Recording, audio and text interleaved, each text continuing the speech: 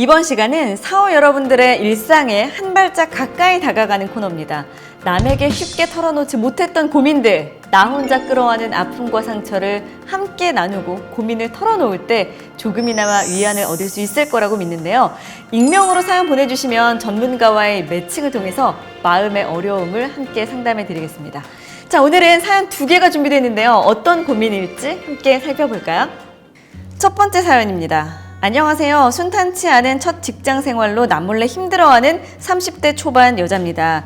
저는 오랫동안 취업 준비를 한 끝에 이곳에 취업했습니다. 다행히 같은 부서 동료들과 상사에게도 좋은 평가를 많이 받는 편입니다. 항상 웃고 있고 싹싹하고 밝게 인사도 잘한다고 칭찬도 많이 받았는데요. 사실 전 극도로 예민하고 걱정이 많은 성격이에요. 실수하는 날은 온 세상이 무너져 내릴 것처럼 걱정스럽고 제가 회의 시간에 낸 아이디어가 채택받지 못하면 실패한 기분이 듭니다. 동료에게 거절을 하지 못하고 일을 덜컥 떠안아 버리기도 해요. 문제는 저의 이런 성격 때문에 오히려 제때 일을 처리하지 못하고 허둥거리면서 일을 못하는 사람처럼 보일 때도 있다는 겁니다. 얼마 전엔 동료 중 한 명에게 결정적인 핀잔을 들었습니다. 그럴 거면 힘들다고 말을 하지. 이럴 거면 결국 모두가 힘들어지지 않냐? 이렇게 딱 잘라 말하는데 아무 말도 못하고 집에 가서 펑펑 울었던 게 생각이 나요. 회사를 그만두고 싶다는 생각도 했고요. 남들은 이런 일 저런 일 겪으며 연차가 쌓인다는데 저는 그때 그 말이 자꾸 귀에 맴돌고 회사 가기가 두려워지고 있습니다. 저를 거부하고 싫어한다는 느낌이 들면 갑자기 겁이 덜컥 나고 도망치고 싶어요. 현명하게 거절할 건 거절하고 회사도 오래 다니고 싶은데 너무 힘드네요. 전 어떻게 하면 좋을까요? 하셨습니다. 이분은 굉장히 마음이 여리고 착하신 분인 것 같아요. 예. 저도 신입사원 때가 생각이 나기도 하는데 제가 전문가와의 매칭을 통해서 고민을 해결해 드린다고 했잖아요. 한성대학교 자율교양학부에서 학생들을 가르치면서 직장인들의 고민 해결사 역할도 해주고 계신 조성현 교수님께 여쭤봤는데요. 제가 그 답변을 읽어 드릴게요. 첫 직장 생활에서 잘해내고 싶은 마음은 누구나 마찬가지일 거예요.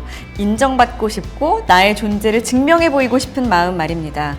하지만 그렇게 인정받기까진 많은 시간이 걸려요. 나는 처음으로 회사에 입사한 사람으로서 수많은 사람들의 공동체에 새로 들어온 신입사원이니까요. 이렇게 좋은 사람이 되고 싶은 사람 곁에는 늘 크고 작은 부탁을 해오는 사람들이 있게 마련입니다. 사실 이러한 부탁들을 모두 들어주기엔 물리적으로 버거운데도 다른 사람들에게 좋은 사람이 되고 싶은 나머지 모든 일을 끌어안고 사는 사람들의 증상을 착한 직장인 콤플렉스라고 부르기도 합니다. 나에 대해 남들이 어떻게 생각할까? 남들이 어떻게 판단하고 평가할지에 매몰돼 정작 나를 돌보지 못하는 것입니다. 편지에서도 이미 드러나 있었지만 아마 K씨도 잘 알고 계실 거예요. 업무에 방해를 받을 만큼 손해를 보면서까지 다른 사람들의 눈치를 보는 건 옳지 않은 행동이라는 걸요. 그들을 돌보느라 내 감정과 에너지를 허비하지 말아야겠다고 다짐해 봅시다 라는 답변을 보내주셨습니다. 왠지 내가 다 할 수 있을 것 같고 거절하면 안 될 것 같고 혼날 것 같고 이런 마음 때문에 약간 착한 직장인 컴플렉스가 있는 것 같아요. 신입사원이니까 더더욱 그럴 것 같은데 누구나 하는 실수입니다. 나도 사람이다 생각하고 제 예를 들면은 저는 이제 처음 뉴스를 할 때 방송사고가 났어요. 근데 방송국에는 그런 불문율이 있거든요. 첫 방송에서 사고가 나면 그 사람은 대박이 난다.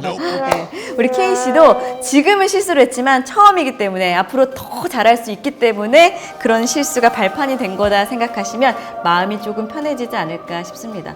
그리고 거절은요, 내 능력이 되는 데까지만 딱 해야 되는 거예요. 그러니까 너무 내가 거절한다고 저 사람이 상처받지 않을까 생각하지 마시고 나를 최우선으로 나를 사랑하는 그 마음을 올해는 더 키워보시기 바랍니다.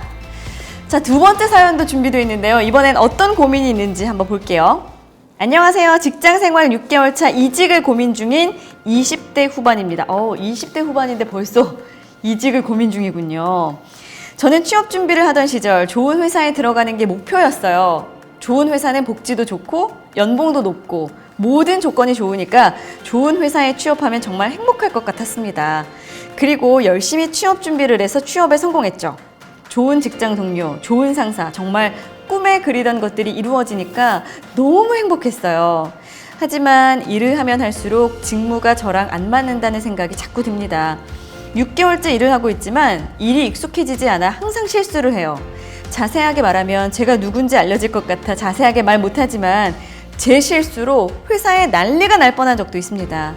이렇게 반복되는 악순환에 저는 점점 일을 시작하기에 앞서 또 실수할 거라는 두려움이 생기고 일에 대한 동기부여가 없으니 의욕도 없어지네요.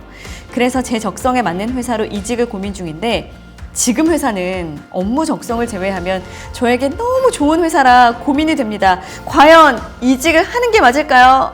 아하... 직장생활 6개월 만에 이직을 고민한다면 이직을 하십시오. 예, 전문가의 고민 상담을 들어보기 전에 저는 그냥 단호하게 말씀드리고 싶습니다. 예. 일단은 어떻게 대처하면 좋을지 조성현 교수님의 답변을 한번 읽어드릴게요. 의욕이 없으니 일도 잘 안 되고 실수가 반복되는 악순환 이해합니다. 많이 힘드실 것 같아요. 말씀하신 대로 직무가 정말 적성에 안 맞아서 그런 경우일 수 있습니다. 하지만 사람에 따라선 새로운 일에 대해 어려움을 느끼고 긴장도가 높아져서 실수하는 경우도 있습니다. 직무나 적성의 문제가 아니라 그저 일 자체가 낯설기 때문입니다. 새로운 걸 빠르게 습득하기 위한 호기심이 낮은 경우에 이런 문제가 종종 발생합니다.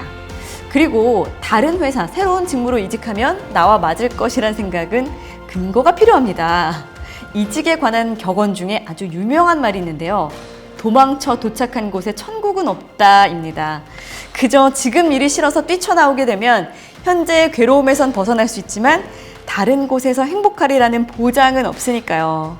나한테 안 맞다라는 결론을 내리기 전에 일단 내가 할 수 있는 것들을 충분히 해보면 어떨까요? 패배감을 안고 도피성 이직을 하지 않기 위해서는 내가 주어진 상황에서 최선을 다해봤다는 기억은 남아 있어야 합니다.